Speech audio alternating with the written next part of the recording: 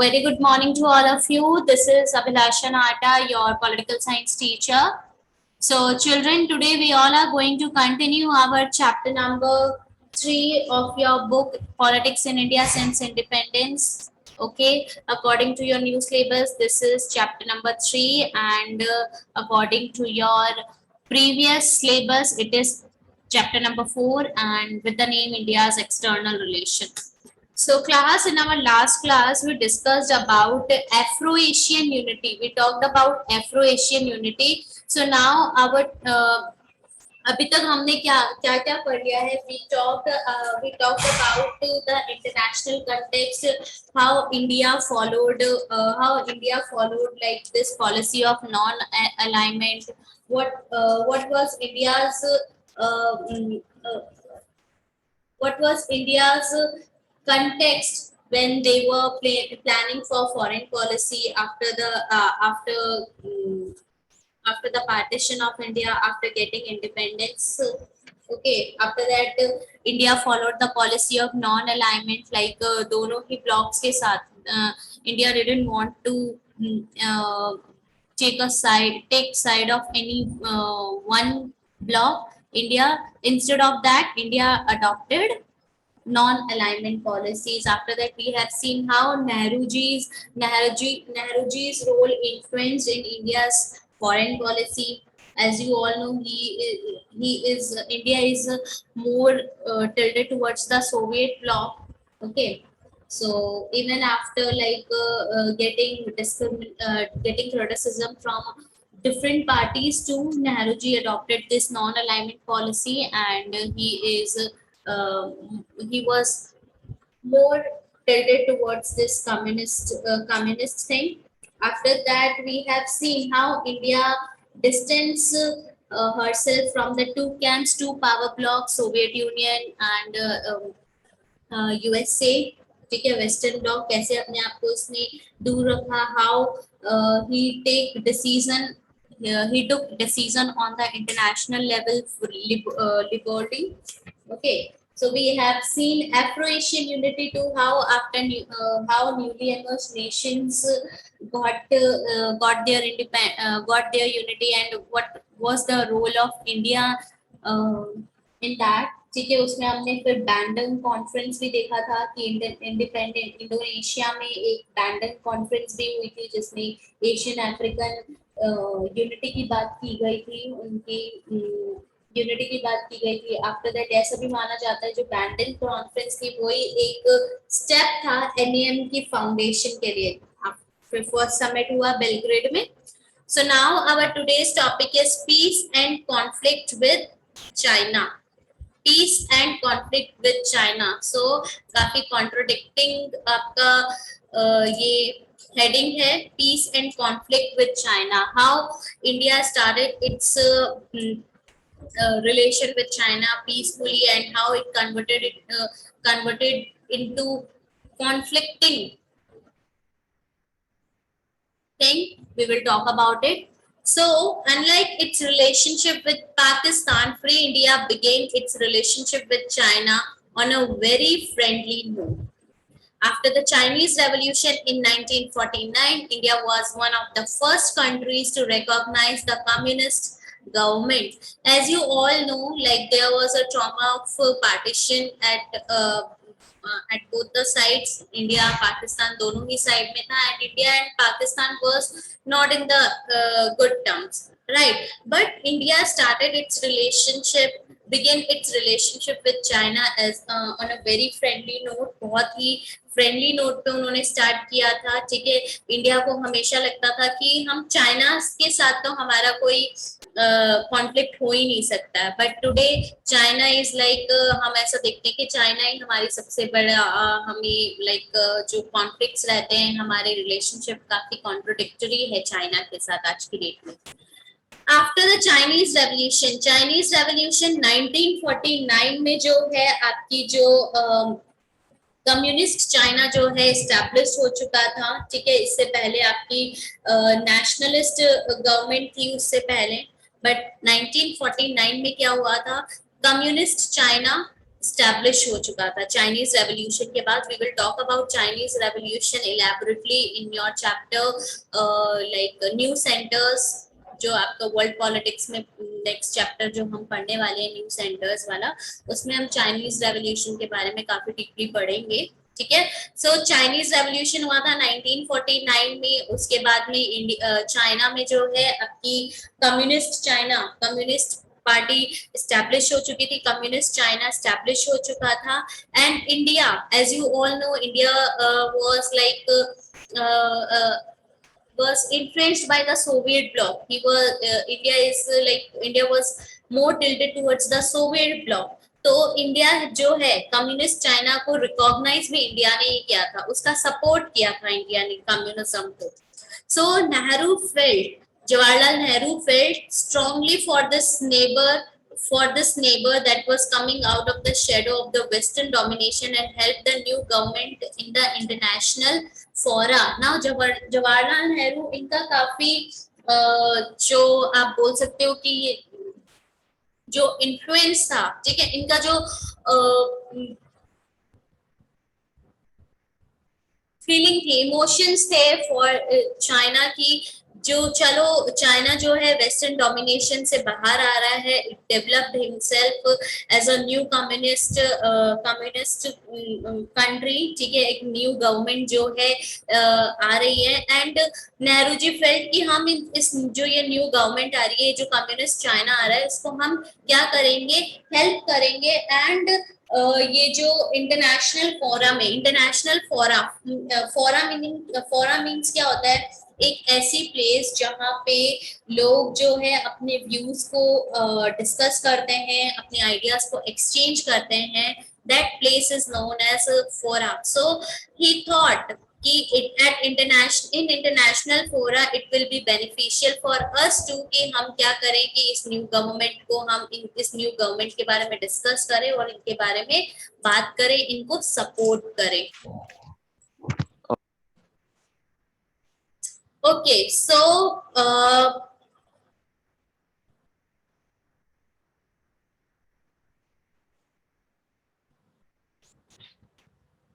So where I was, yes, Nehru ji felt, Nehru ji जो थे communism के काफी सपोर्ट में थे, काफी उन्होंने चाइना को क्या है उस टाइम पे काफी सपोर्ट भी किया था, और उन्होंने कहा था कि यस, हमें वेस्टर्न डोमिनेशन से क्या है हटना है और वी विल सपोर्ट यू। और उन्होंने जो ये न्यू चाइनीज गवर्नमेंट एस्टैब्लिश हुई थी उसको हेल्प भी किया था, और उन्होंने कहा था कि इंटरनेशनली हमें डिस्कशंस जो होगी वहां पे इनका हम सपोर्ट करेंगे, हेल्प करेंगे, और हमारे डिस्कशन में क्या है, हम जब डिस्कस करेंगे, हम जब बात करेंगे तो हमारे लिए भी काफी easy होगा।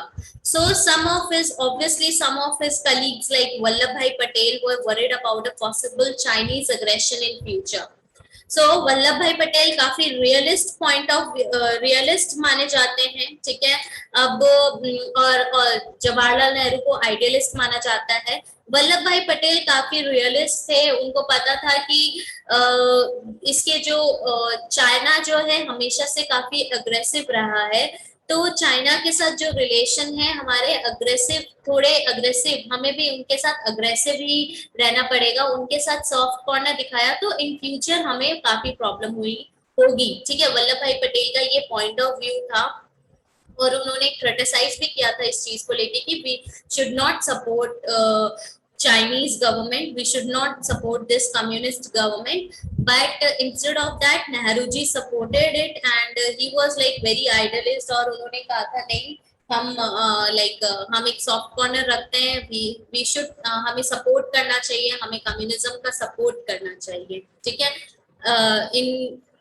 बट वल्लभ भाई पटेल ने बोला था नहीं, हमें सॉफ्ट कॉर्नर में नहीं, चाइना के साथ हमें थोड़ा अग्रेसिव ही रहना पड़ेगा, अग्रेशन में आके ही हमें थोड़ा इनके साथ रिलेशनशिप मेंटेन करना पड़ेगा।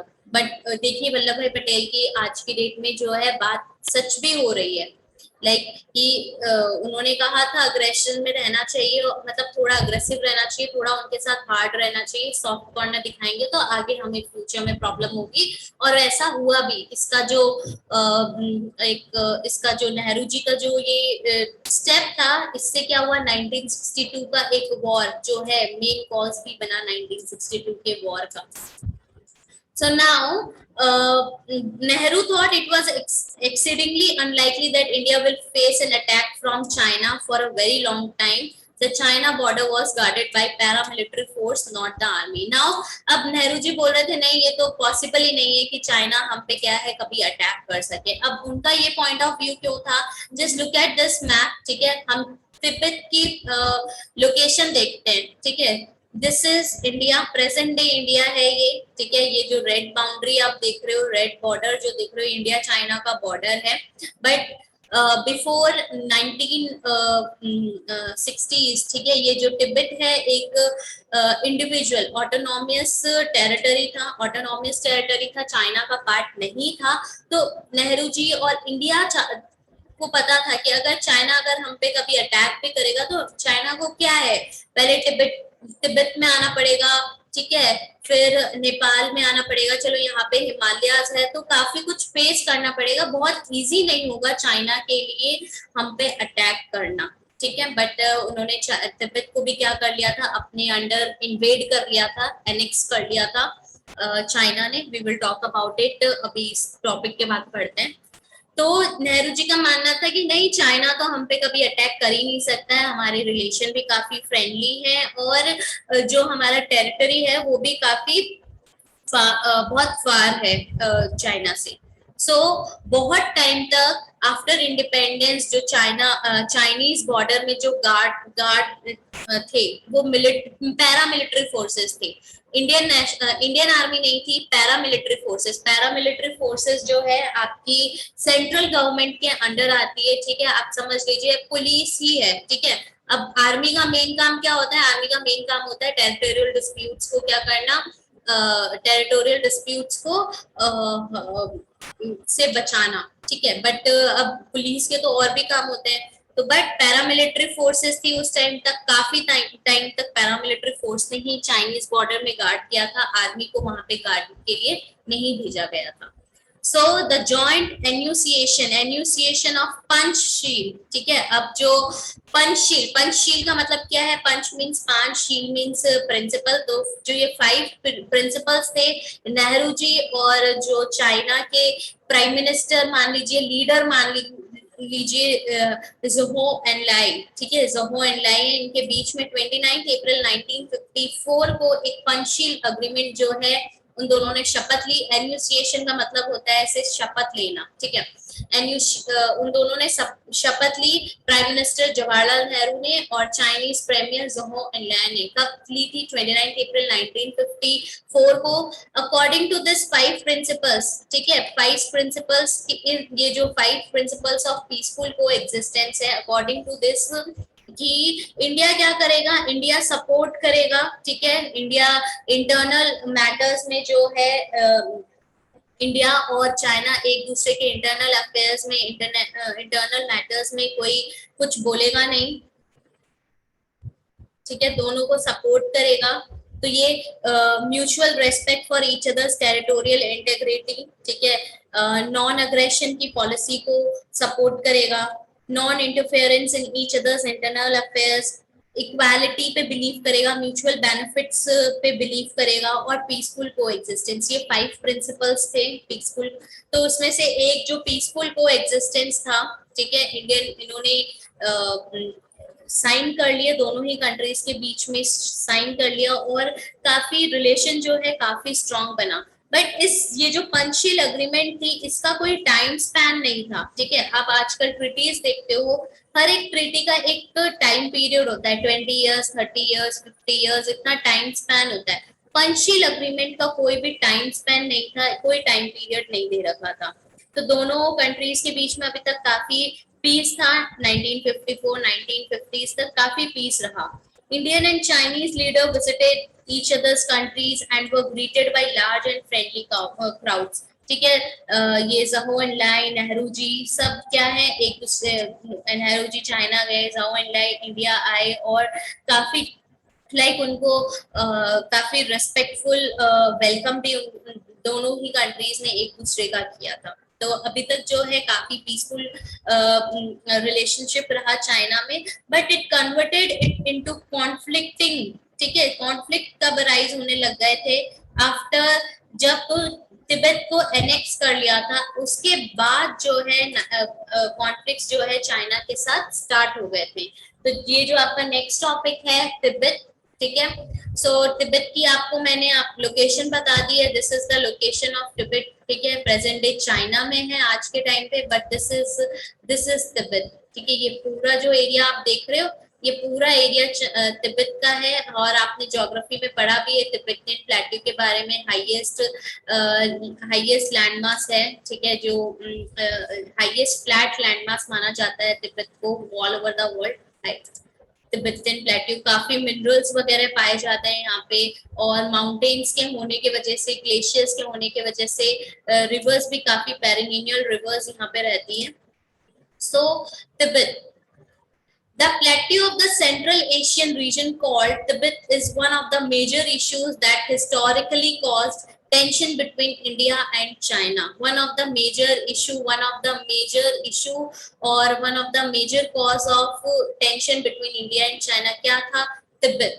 From time to time in history, China had claimed administrative control over Tibet. And from time to time Tibet was independent too. बहुत टाइम से, आज से अगर आप 1000 साल पुरानी बात भी देखोगे, हिस्टोरिकल अगर हिस्ट्री पढ़ोगे, तो हिस्ट्री में आप देखोगे कि चाइना बहुत बार तिब्बत को अपनी टेरिटरी क्लेम करता था, और तिब्बत भी क्या कर लेता था, उस पे तिब्बत पे कंट्रोल भी कर लेता था, बट तिब्बत अगेन इंडिपेंडेंट हो जाता था, ठीक है। But in 1950 China took over control of Tibet. Tibet का कंट्रोल उसने अपने अंदर ले लिया। Large sections of the Tibetan population opposed this take over.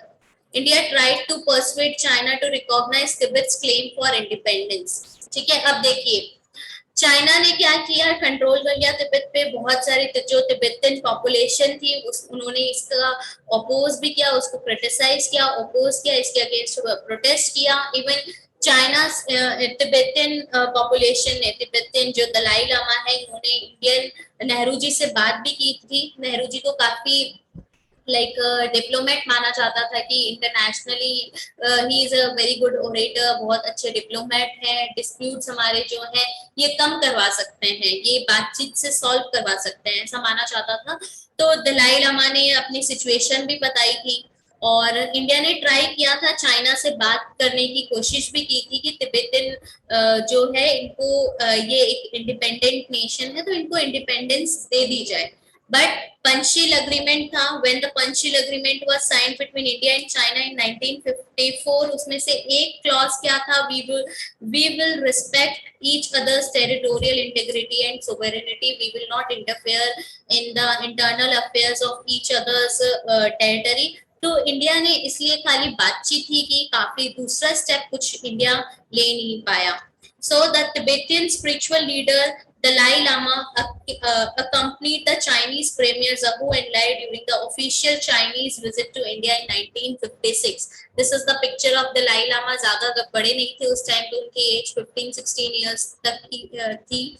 और दलाई लामा क्या है, हाईएस्ट टाइटल है जो हाईएस्ट स्पिरिचुअल लीडर को दिया जाता है according to the Tibetan culture, according to the Tibetan Buddhism, ठीक है। तो जो दलाई लामा है, उन्होंने जो ज़हू एनलाई है और उनके जो ऑफिशियल्स तिब्बत में जो वायलेंस क्रिएट कर रहे थे उसके बारे में उन्होंने बताया, ठीक है। He informed Nehru about the worsening situation in Tibet, but China had already assured India that Tibet will be given greater autonomy than enjoyed by any other regions of China. अब चाइना को क्या किया, China को उन्होंने already assure कर दिया था, China ने इंडिया को ऑलरेडी अश्योर कर दिया था कि तिब्बत को जो है हमारे टेरिटरी के अंदर आएगी, बट तिब्बत को हम क्या है ऑटोनोमियस पावर देंगे, हम तिब्बत का कल्चर जो है वैनिश नहीं करेंगे, we will give them the greater autonomy than enjoyed by any other regions of the China। हम अपने अंडर अपने कंट्रोल में नहीं रखेंगे, ये एश्योर कर दिया था। और इस वजह से इंडियंस भी क्या कर रहे थे, इंडियंस भी तिब्बतियन पॉपुलेशन को इसी एश्योरिटी के साथ इन्फ्लुएंस करने की कोशिश कर रहे थे कि you should become the part of the Tibetan plateau, you should become the part of the Chinese, right?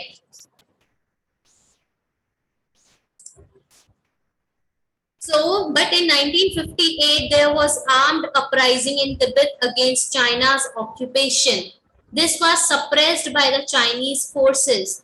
Sensing that the situation had become worse, in 1959 the Dalai Lama crossed over India into the Indian border and sought asylum, which was granted. But 1954 में China ने क्या कर दिया था, 1954 के बाद में 1950s में 54-55 में तिब्बत को क्रॉस करने की, तिब्बत को इन्वेड करने की कोशिश करना उन्होंने स्टार्ट कर दिया था। 1956 में क्या हुआ था, 1958 में क्या किया, 1958 में तिब्बत के अगेंस्ट चाइना ने क्या किया, चाइना ने आर्म्ड अपराइजिंग, ठीक है। अब उन्होंने क्या कर दिया था, वायलेंस स्टार्ट कर दिया था। अब वो चाइना चाह रहा था तिब्बत को हमें अपने अंडर में ही लेना है, अपने टेरिटरी में ही लेना है, और इसके लिए वो आर्म्ड अपराइजिंग कर रहा था, काफी आर्म्ड फोर्सेस का यूज कर रहा था, मिलिट्री का यूज कर रहा था। और इसमें चाइनीज फोर्सेस जो है, this was suppressed bye Chinese forces. Chinese forces क्या कर रहे थे, तिब्बत को अपने अंडर लेने की कोशिश कर रहे थे। जब ये सिचुएशन वर्स से वर्स होती गई तो 1959 में जो स्पिरिचुअल लीडर दलाई लामा थे, उन्होंने क्या किया, उन्होंने इंडियन बॉर्डर को क्रॉस किया और एज अ रेफ्यूजी, एसलम का मतलब क्या होता है, रेफ्यूजी, ठीक है, उनको रेफ्यूजी ग्रांट की गई। नेहरू जी से उन्होंने बात की और वो इंडिया में आए as a refugee. The Chinese government strongly protested against this. China ने इसके अगेंस्ट में कहा कि इंडिया को, दलाई लामा को या फिर तिब्बतियन पॉपुलेशन को क्या है, refugee, as a refugee grant नहीं करना चाहिए था। ये एक बहुत बड़ा स्टेप था जब इंडिया ने दलाई लामा को एंट्री दी थी इंडिया में, ठीक है, एज अ रेफ्यूजी आने की परमिशन दी। और चाइनीज इससे बिल्कुल खुश नहीं थी, चाइनीज गवर्नमेंट इससे बिल्कुल भी खुश नहीं थी और इसके लिए उन्होंने प्रोटेस्ट भी किया था। And this was one of the major cause of the war between India and China in the year 1962, ठीक है। So over the last half century, a large number of Tibetans have also sought refuge in India and many other countries of the world. In India, particularly in Delhi, there are large settlements for Tibetan refugees Delhi में, और भी दूसरे countries में काफी refugees आए, Tibetan refugees आए। दलाई लामा ने as Himachal Pradesh में जो धर्मशाला है वहां पे जो है दलाई लामा ने अपना सेकंड होम बनाया। सबसे ज्यादा जो लार्ज सेटलमेंट्स है वो धर्मशाला में ही है तिब्बतियन पॉपुलेशन की। Dalai Lama has also made Dharamshala his home in India. In the 1950s and 1960s, many political leaders and parties in India, including the Socialist Party and the Jan Sangh, supported the cause of Tibet's independence. काफी लोगों ने तिब्बत की independence के लिए बहुत सारी parties ने, बहुत सारे लीडर्स ने क्या किया, तिब्बत के इंडिपेंडेंस के लिए सपोर्ट किया, इसके लिए काफी आवाजें उठाई, प्रोटेस्ट भी करने की कोशिश की। China has created the Tibet Autonomous Region, which is integral part of China. Tibetans oppose the Chinese claim that the Tibet is part of Chinese territory. Tibet जो है, तिब्बतियन पॉपुलेशन इसके काफी अपोज करते हैं कि तिब्बत जो है चाइना का पार्ट नहीं है, चाइनीज टेरिटरी का पार्ट नहीं है। They also oppose the policy of bringing into Tibet more and more Chinese settlers. जो Chinese settlers आ रहे थे, अब चाइना का जो मेन कॉज था तिब्बत को इन्वेड करने का, वो क्या था, वहां के रिसोर्सेज, वहां पे रिवर्स काफी पेरिनियल रिवर्स है जो प्रेजेंट डे ब्रह्मपुत्र, ठीक है, तसांग जो रिवर है वो तिब्बत से ही फ्लो करती है। तो रिसोर्सेस है, काफी मिनरल्स वहां पे पाए जाते हैं। तो जो मेन आपका जो चाइना का जितना भी रॉ मटेरियल है, ठीक है, जो वो तिब्बत से ही जाता है। तो तिब्बत को एनेक्स करने का इनका मेन कॉज ये था। चाइनीज सेटलर्स को क्या कर रहे थे, तिब्बतियन सपोज कर रहे थे कि ये जो तिब्बत में चाइनीज सेटलर्स आ रहे हैं उनको नहीं आना चाहिए। Tibetans disputes China's claim that autonomy is granted to the region. They think that China wants to undermine the traditional religion and culture of Tibet.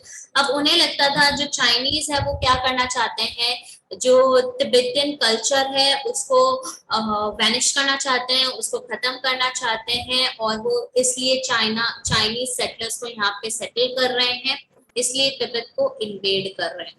So now just look at this headlines of the Hindustan Times, ठीक है। इसमें क्या लिखा गया है देखिए, India offer sanctuary to the Dalai Lama, ठीक है।